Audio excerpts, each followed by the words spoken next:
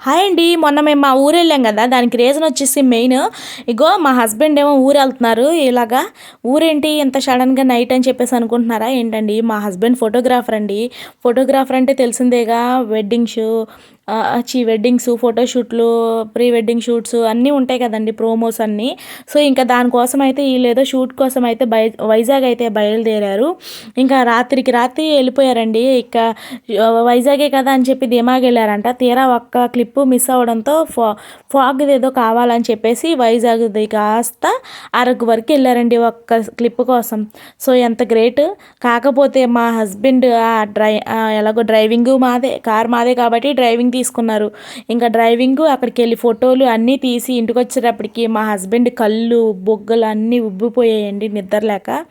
So, ఇక్కడ చూసారా ఒక ట్రైన్ అయితే ఎళ్తుంది. టోల్‌గేట్ దగ్గర ఆపేసినట్టున్నారు. సో, ఇంకా అలా అనమాట. చాలా అంటే ఎంత ఇబ్బందో. అంతకుముందు ఓన్లీ ఫోటోగ్రఫీయే కాబట్టి చక్కగా ఓన్లీ ఫోటోగ్రఫీ తీసుకొని రెస్ట్ ఉండేది. ఇప్పుడు డ్రైవింగ్ కూడా వచ్చేసేటప్పటికి ఇంకా డ్రైవింగ్ కూడా చేసేస్తున్నారు. డ్రైవింగ్ తెలిసిన వాళ్ళు పక్కన ఫ్రెండ్స్‌కి ఇవ్వచ్చుగా అంటే సీట్ కన్వీనియంట్‌గా ఉండదు అని చెప్పి డ్రైవింగ్ తీసుకున్నారు. సో, ఇంక ఇలా అనమాట. ఈ ఫాగ్ మూమెంట్ కోసం వాళ్ళు వైజాగ్ నుంచి అయితే అరకు వచ్చేసారంటండి మార్నింగ్. సో, చూసారు కదా ఎంత బావుందో. వెడ్డింగ్ షూట్స్‌కి చాలా అంటే చాలా బావుంటది. ప్రోమోస్ అలా చేసుకున్నప్పుడు. అసలు ఈ లొకేషన్ చూసారా? అరకులో ఈ ప్లేస్ ఉందని అయితే మాకసలు తెలీదు. అరకు 2 టైమ్స్ వెళ్ళాం మేము. పెళ్లి తర్వాత ఒకసారి, పెళ్ళికి ముందు. 10 ప్లేసెస్ అని చెప్పేసి బడ్జెట్ బుక్ చేసుకొని వెళ్ళాం గానీ, వాడైతే మమ్మల్ని ఇక్కడి వరకు తీసుకురాలేదండి. ఏదో తిప్పినయే చుట్టుపక్కల ఉన్నాయో తిప్పి తీసుకొచ్చేసాడు 10 అయిపోయాయని. ఇంకా అంతే. ఇక్కడికొచ్చేసాక ఎంత బాగుందో చూసారు కదా అరకులో. ఇక్కడ ఇది నాకు తెలిసి హనీ బీస్ అనుకుంటా అండి. ఏమో నాకు సరిగ్గా తెలీదు. ఈసారి ప్లాన్ చేయాలి గట్టిగా. మొత్తం అన్నీ చక్కగా మొత్తం తీసేసి పెట్టేస్తాను వీడియో. ఆల్రెడీ ఫస్ట్ మా మ్యారేజ్ అయిన 1 ఇయర్ తర్వాత ఆషాఢ నెలలో ఇక్కడ గుమ్మం అక్కడ, వాళ్ళు ఇక్కడ చూడకూడదని చెప్పి అన్నారని మేమైతే వైజాగ్ దగ్గర నుంచి అరకు వెళ్ళాము ట్రిప్పు. చాలా బాగా ఎంజాయ్ చేసాము. చాలా బాగుండే అక్కడ ప్లేసెస్ అన్నీ. నాకైతే అంత యాంగ్జైటీ ఏమనిపించలేదు. మా హస్బెండ్ ఫస్ట్ టైం అంట చాలా యాంగ్జైటీ ఫీల్ అయ్యారు. ఆర్కే బీచ్ అంటే నాకు డైలీ వెళ్ళిపోయేవాళ్ళం వైజాగ్లో ఉన్నప్పుడు.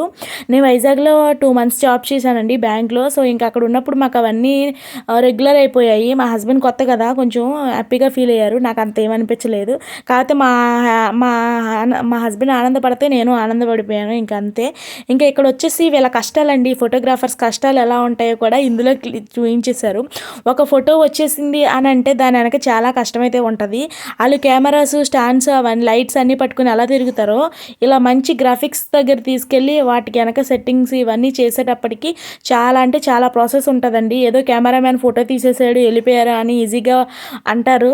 కానీ వాళ్ళతో తీసుకెళ్ళిన వాళ్ళకి ఒక 4-5 అయినా ఉండాలి. అలాగా అన్నీ సెట్ చేసుకొని ఉంచి పక్కన పెట్టి వాళ్ళకి అన్నీ రెడీ చేయడానికి కానీ, ఆ సెట్టింగ్స్ మనం అనుకున్న ఫోటో అక్కడ క్లిక్ అవ్వడానికి, రెడీ చేయడానికి అన్నీ ఉండడానికి.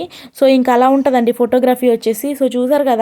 ఇప్పుడు మనకి ఇది కూడా ఒక స్టిల్ ఎందుకు యాడ్ చేశానంటే, ఇప్పుడు వెనక ఇక్కడ తీసే బ్రదర్ ఉన్నాడే, ఆ బ్రదర్ తీసింది ఎక్కడి వరకు వస్తుందంటే ఇంకో బ్లాక్ టీషర్ట్ వేసుకున్న బ్రదర్ పట్టుకున్న ముందు వరకే వస్తుందండి. అదంతా ఇంకా ఫ్లో అవుతున్నట్టు వస్తుంది, అలాగా ఫ్లై అవుతున్నట్టు.